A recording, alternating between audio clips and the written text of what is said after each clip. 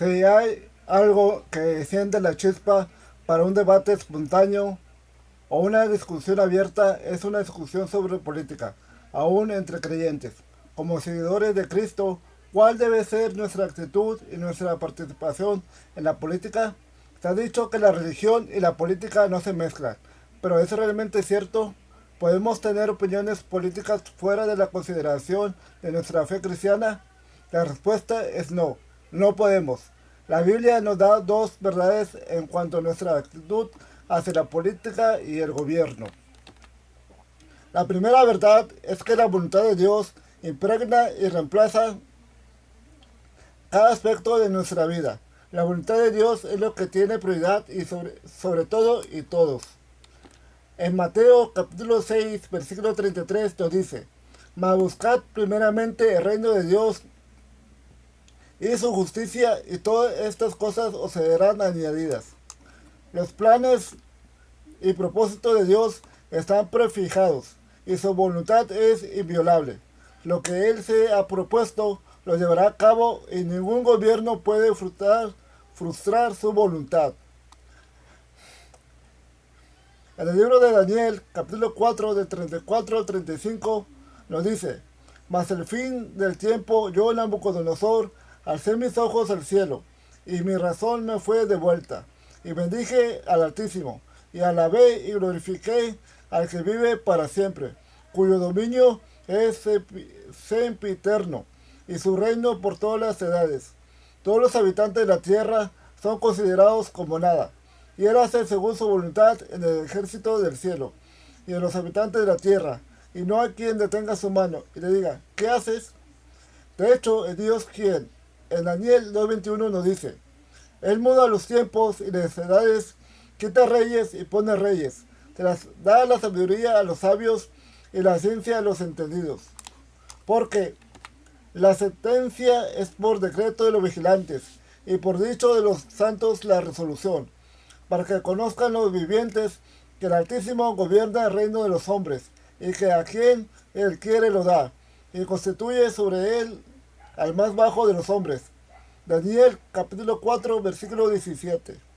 Una clara comprensión de esta verdad nos ayudará a ver que la política es meramente un método que Dios usa para llevar a cabo su voluntad. Aunque hombres perversos abusen de su poder político utilizándolo para el mal, Dios lo usa para bien. Vamos a leer Romanos capítulo 8 versículo 28. Y sabemos que a los que aman a Dios, todas las cosas les ayudan a bien. Esto es, a los que conforme a su propósito son llamados. En segundo lugar, debemos estar conscientes del hecho de que nuestro gobierno no puede salvarnos. Solo Dios lo puede hacer. Nunca leemos en el Nuevo Testamento que Jesucristo o cualquiera de los apóstoles invirtiera ni tiempo ni energía enseñando a los creyentes sobre cómo reformar al mundo pagano de su idolatría, inmoralidad y prácticas corruptas por medio del gobierno.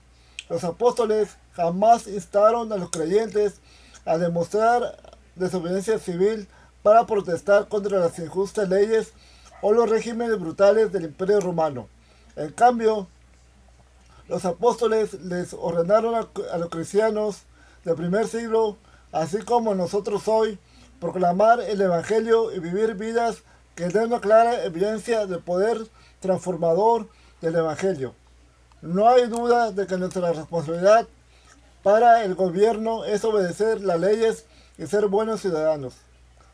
Vamos a leer Romanos capítulo 13 del 1 al 2. Sométase toda persona a las autoridades superiores, porque no hay autoridad sino de parte de Dios, y las que hay por Dios han sido establecidas, de modo que quien se opone a la autoridad, a lo establecido por Dios resiste, y los que resisten acarrean condenación para sí mismos. Dios ha establecido toda autoridad, y Él lo hace para nuestro beneficio. Vamos a leer 1 Pedro capítulo 2, versículos del 13 al 15. Por causa del Señor, someteos a toda institución humana, ya sea al rey como a superior, ya a los gobernantes como por él enviados para castigo de los malhechores y alabanza de los que hacen bien. Pablo nos dice en el libro de Romanos, capítulo 13, versículo del 1 al 8. Sometase toda persona a las autoridades superiores, porque no hay autoridad sino de parte de Dios. Las que hay por Dios han sido establecidas. De modo que quien se opone a la autoridad, a lo establecido por Dios resiste, y los que resisten acarrean condenación para sí mismos. Porque los magistrados no están para infundir temor al que hace el bien, sino al malo. ¿Quieres, pues, no temer la autoridad? Haz lo bueno, y tendrás alabanza de ella, porque es servidor de Dios para tu bien.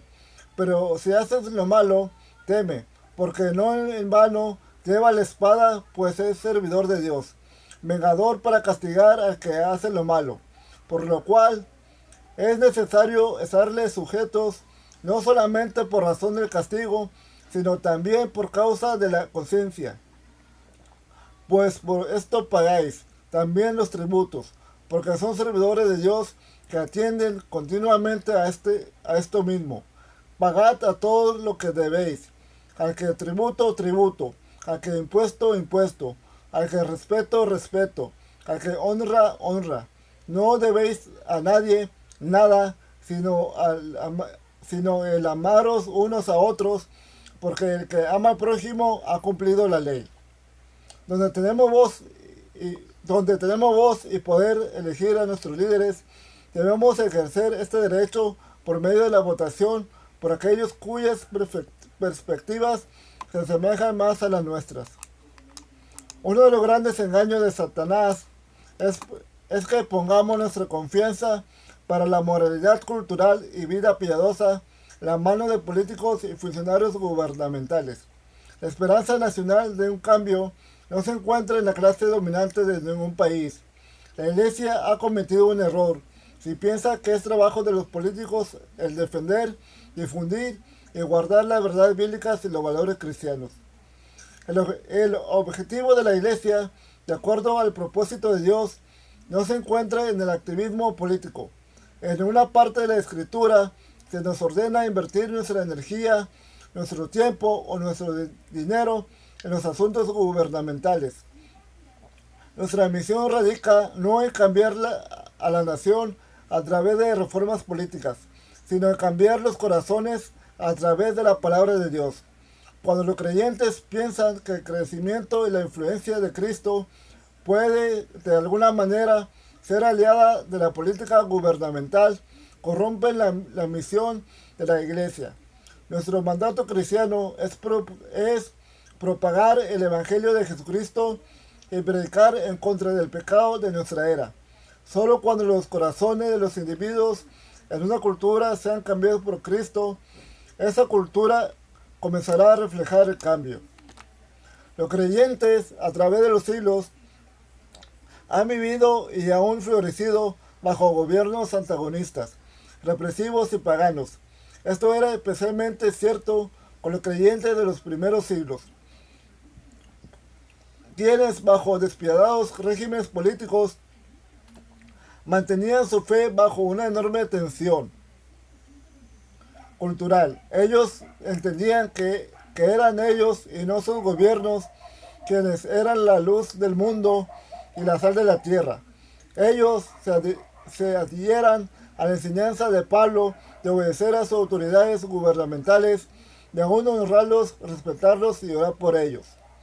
Aún más importante es que ellos entiendan que, como creyentes, su esperanza residía en la protección que solo Dios provee. La misma verdad se aplica a nosotros en la actualidad. Cuando seguimos la enseñanza de las Escrituras, nos volvemos la luz del mundo, como Dios nos diseñó para llegar a ser. Vamos a leer el Evangelio de Mateo, capítulo 5, versículo 16, que dice: Así alumbra vuestra luz delante de los hombres, para que vean vuestras buenas obras y glorifiquen a vuestro Padre que está en los cielos. Las entidades políticas no son la salvación del mundo. La salvación de toda la humanidad ha sido manifestada en Jesucristo. Dios sabía que nuestro mundo necesitaba ser salvado, aún mucho antes que cualquier gobierno nacionalista se hubiera formado. Él le demostró al mundo que la redención no podía lograr a través del poder del hombre, su poder económico, su poder militar o su política. La paz mental, la alegría, la esperanza y el gozo y la salvación del mundo se logra solo a través de su obra de fe, amor y gracia y solo de Jesucristo.